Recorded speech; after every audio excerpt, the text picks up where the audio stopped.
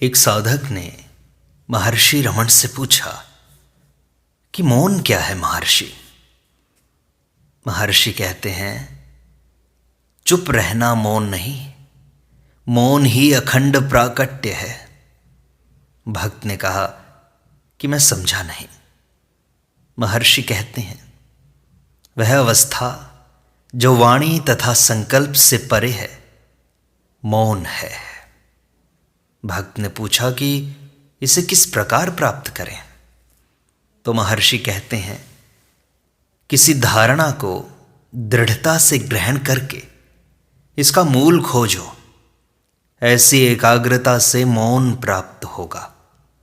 अभ्यास सहज होने पर उसका परिणाम मौन होगा। मानसिक क्रियाशीलता के बिना ध्यान करना मौन है। मन को वश में करना ही ध्यान है। गंभीर ध्यान नित्यवाणी है। भक्त ने पूछा कि यदि मौन का पालन किया जाए तो सांसारिक कार्य कैसे चलेंगे। महर्षि ने कहा, जब स्त्रियां जल का बर्तन सिर पर रखकर सखियों के साथ वार्तालाप करती हुई चलती रहती हैं, तो वे अत्यंत सावधान रहती हैं। उनका ध्यान सिर के भार पर एकाग्र रहता है। इसी प्रकार जब ज्ञानी कर्म करता है तो वे उसे कोई बाधा नहीं पहुंचाते, क्योंकि उसका मन तो ब्रह्म में स्थित है।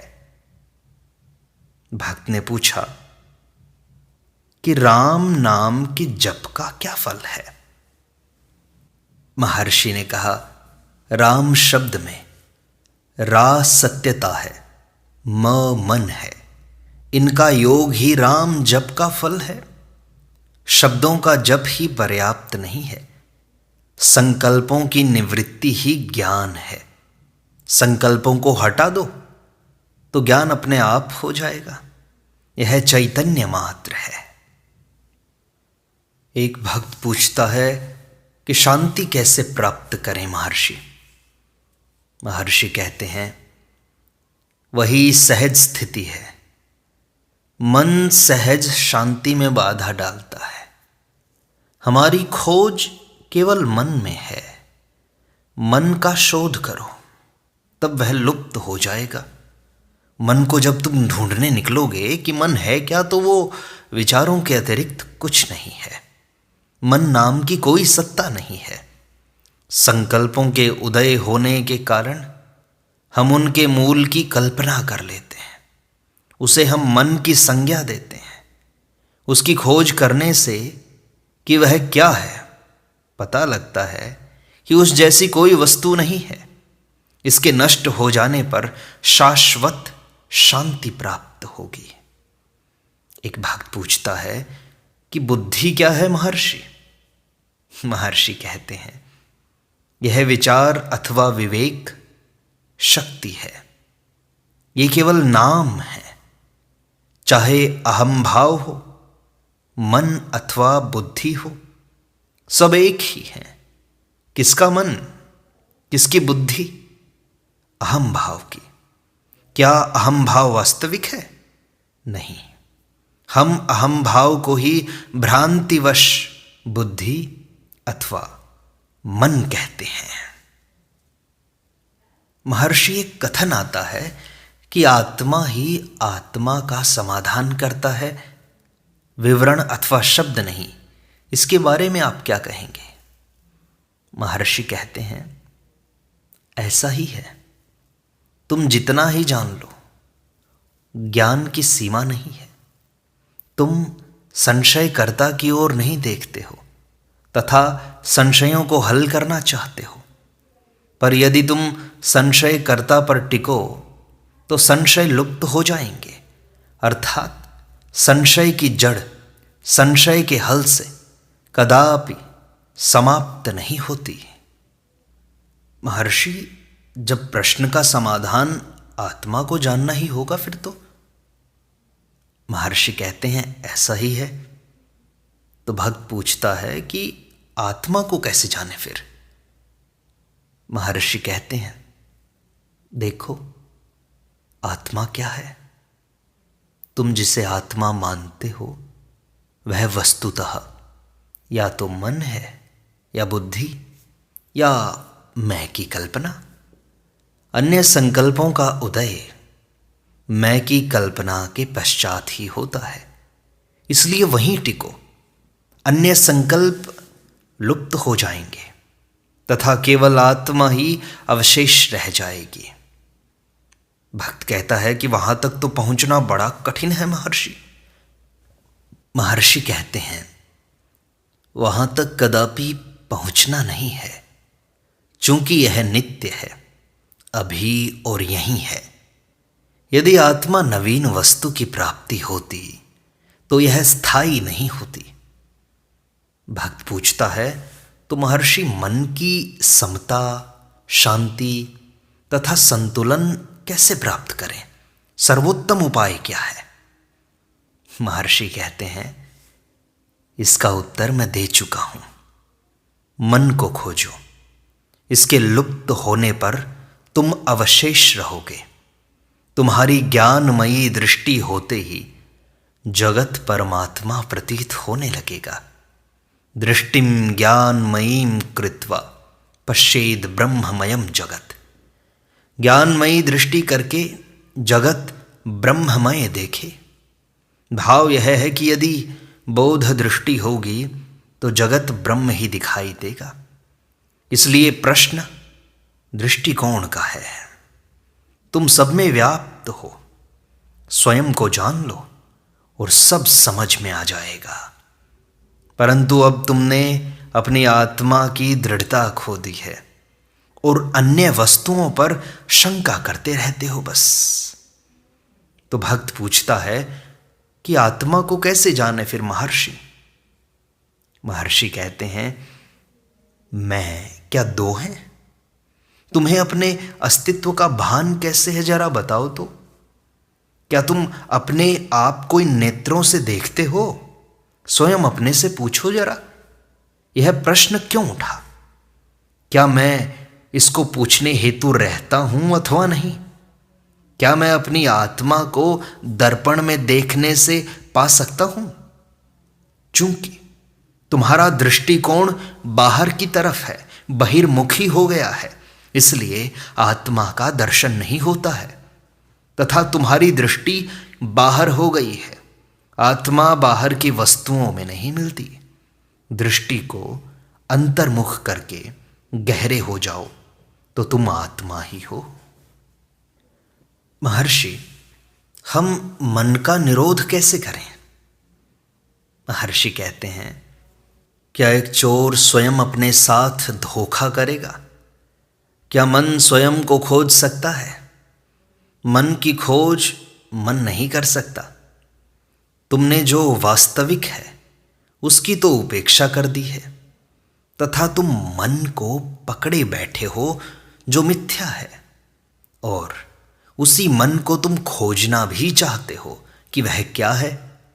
क्या तुम्हारी सुषुप्ति में मन था? वह नहीं था, अब वह यहां है। इस प्रकार यह अस्थाई है। क्या तुम मन की खोज कर सकते हो? तुम मन नहीं हो।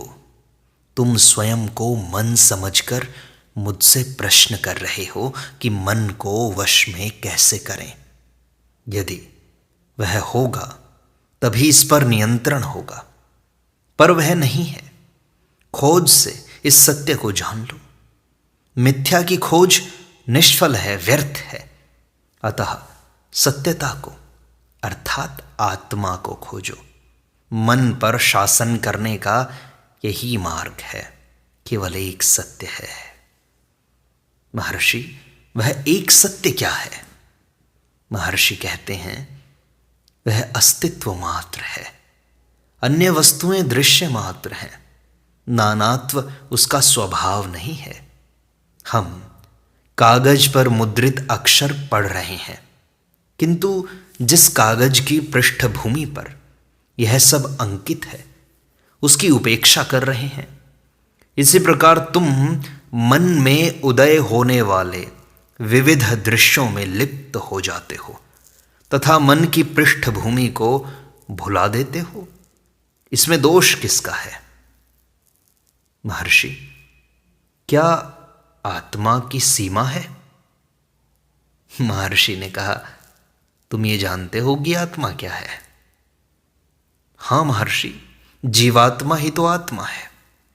तो महर्षि कहते हैं, जीवात्मा क्या है फिर? क्या इन दोनों में कुछ अंतर है या एक ही है? किसी भी नवीन दृश्य का लुप्त होना अनिवार्य है। जो वस्तु पैदा होगी वह निश्चित ही नष्ट होगी। जो नित्य है वह न जन्म लेता है न मरता है। अब हम दृश्यों को सत्यता से मिला रहे हैं। दृश्य का अंत उसी के साथ है। वह क्या है जो नवीन दिखाई देता है? यदि तुम इसकी खोज करने में असमर्थ हो तो दृश्यों के आधार के प्रति पूर्णतया समर्पण कर दो। उस अवस्था में सत्यता ही अवशेष रह जाएगी। तो भक्त ने पूछा कि महर्षि, मृत्यु के बाद क्या होता है? महर्षि ने कहा, स्वयं को वर्तमान जीवन में संलग्न रखो। भविष्य अपनी चिंता स्वयं कर लेगा। भविष्य की चिंता मत करो। सृष्टि के पूर्व की अवस्था तथा सृष्टि की प्रक्रिया का शास्त्रों में इसी हेतु वर्णन है कि तुम वर्तमान को जान लो। चूंकि तुम कहते हो कि तुम्हारा जन्म हुआ है, इसलिए वे इसका अनुमोदन करते हैं तथा यह भी कह देते हैं कि ईश्वर ने तुम्हें पैदा किया है। पर क्या तुम ईश्वर अथवा अन्य वस्तु को सुषुप्ति में देखते हो? यदि ईश्वर सत्य है तो वह तुम्हारी सुषुप्ति में भी क्यों प्रकट नहीं होता? तुम्हारा अस्तित्व सदैव है। अब भी वही तुम हो जो सुषुप्ति में थे। तुम जो सुषुप्ति में थे उससे अब भिन्न नहीं हो। तब फिर दोनों अवस्थाओं में भावनाओं तथा अनुभवों का अंतर क्यों हो? क्या तुमने नींद में अपने जन्म के विषय में अथवा मृत्यु के बाद कहाँ जाऊंगा यह प्रश्न पूछा था? अब जागृत अवस्था में उन सब पर क्यों विचार करते हो? जिसका जन्म हुआ है उसे ही अपने जन्म तथा उपचार, उसके कारण तथा अंतिम फल की चिंता करने दो। जन्म क्या है? जन्म अहम भाव का है अथवा देह का। क्या मैं देह से पृथक हूं अथवा वही हूं? यह अहम भाव किस प्रकार उदय हुआ? क्या यह अहम भाव तुम्हारा स्वरूप है अथवा तुम्हारा स्वरूप कुछ और है? भक्त ने पूछा, महर्षि, ये प्रश्न कौन करेगा? महर्षि कहते हैं, ठीक यही है। इन प्रश्नों का अंत नहीं है। कितने ही पूछते रहो, प्रश्न खत्म नहीं होंगे। तो भक्त पूछता है, तब क्या हमें चुप रहना चाहिए? महर्षि कहते हैं, मोह पर विजय पाने के बाद संशय कष्ट नहीं दे सकते। भक्त कहता है, महर्षि, आपके निर्देश विचार को समाप्त सा कर रहे हैं। महर्षि कहते हैं, यदि आत्म विचार समाप्त हो जाता है तो लोक विचार उसका स्थान ले लेता है। आत्म विचार में संलग्न रहो, तब अनात्म लुप्त हो जाएगा। आत्मा अवशेष रह जाएगी। यही आत्मा का आत्म विचार है।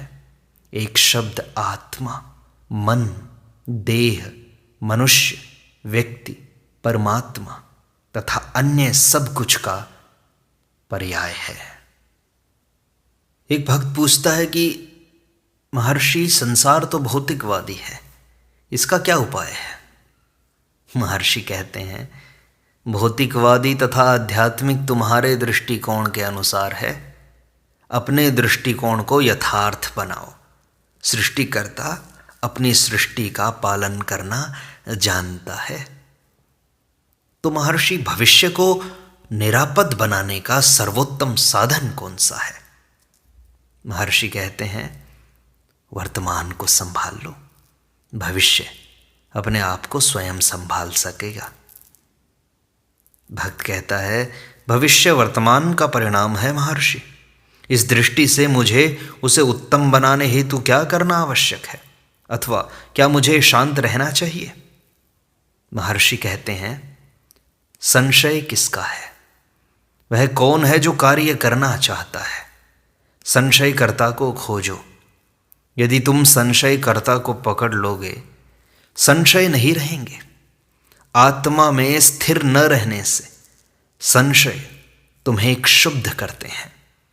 जगत दिखाई देता है, संशय उदय होते हैं तथा भविष्य की चिंता उत्पन्न होती है। आत्मा में दृढ़ता से टिके रहो, ये सब लुप्त हो जाएगा। भक्त पूछता है कि ये कैसे करें महर्षि? तब महर्षि कहते हैं, यह प्रश्न अनात्म विषयों के लिए ही उपयुक्त है, आत्मा के लिए नहीं। क्या तुम अपने स्वयं की आत्मा के अस्तित्व में संदेह करते हो? भक्त कहता है, नहीं, पर फिर भी मैं यह जानना चाहता हूं कि आत्मा का साक्षात्कार कैसे हो सकता है। क्या इसकी प्राप्ति के लिए कोई मार्ग है? महर्षि कहते हैं, प्रयास करो। जिस प्रकार कुआं खोदने से जल प्राप्त होता है, उसी प्रकार विचार से आत्मा की अनुभूति होती है। जी हाँ महर्षि, परंतु कुछ को पानी आसानी से मिल जाता है, जबकि दूसरों को बड़ी कठिनाई से मिलता है। महर्षि कहते हैं, पर तुम्हें सतह पर नमी का आभास पहले ही होता है। तुम्हें आत्मा का धुंधला सा भान है। लगे रहो, लगे रहो। जब प्रयत्न समाप्त होता है, आत्मा प्रकाशित होती है। भक्त कहता है, तो महर्षि मन को अंतर्मुखी बनाने के लिए क्या किया जाए? महर्षि कहते हैं, अभ्यास करो, और क्या करोगे? मन बुद्धि की एक अवस्था है। एकाग्रता से आत्मा का साक्षात्कार करो, मन तो स्वयं नष्ट हो जाएगा। तो महर्षि मन को नष्ट कैसे करें? जल को सूखा जल नहीं बनाया जा सकता। आत्मा को खोजो, मन नष्ट हो जाएगा। तो महर्षि क्लेशों से कैसे बचें? महर्षि कहते हैं, क्या क्लेश का कोई आकार है? वृथा के संकल्प ही तो क्लेश हैं। मन की इतनी क्षमता नहीं कि इनको रोक सके। तो महर्षि, इस प्रकार की मानसिक शक्ति हम किस प्रकार प्राप्त करें कि इनको रोक सकें? महर्षि कहते हैं, ईश्वर की आराधना से। तो महर्षि, सर्वव्यापक परमात्मा का ध्यान समझने में तो कठिनाई होती है ना? महर्षि कहते हैं, ईश्वर को अकेला रहने दो, तुम अपनी आत्मा में टिके रहो। तो महर्षि, जप किस प्रकार करें? जप दो प्रकार का है, स्थूल तथा सूक्ष्म। सूक्ष्म जप, उस पर ध्यान है और यह मन को शक्ति देता है। महर्षि, परंतु ध्यान के लिए मन स्थिर नहीं होता। महर्षि कहते हैं, इसका कारण है शक्ति का कम होना। धीरे धीरे शक्ति बढ़ाओ, धीरे धीरे तुम आत्मा में स्थित होने लगोगे। मन अपने संकल्प छोड़ने लगेगा, सारे वृथा के संकल्प छूट जाएंगे। तब तुम आत्मा को पालोगे, परमात्मा में स्थित हो जाओगे।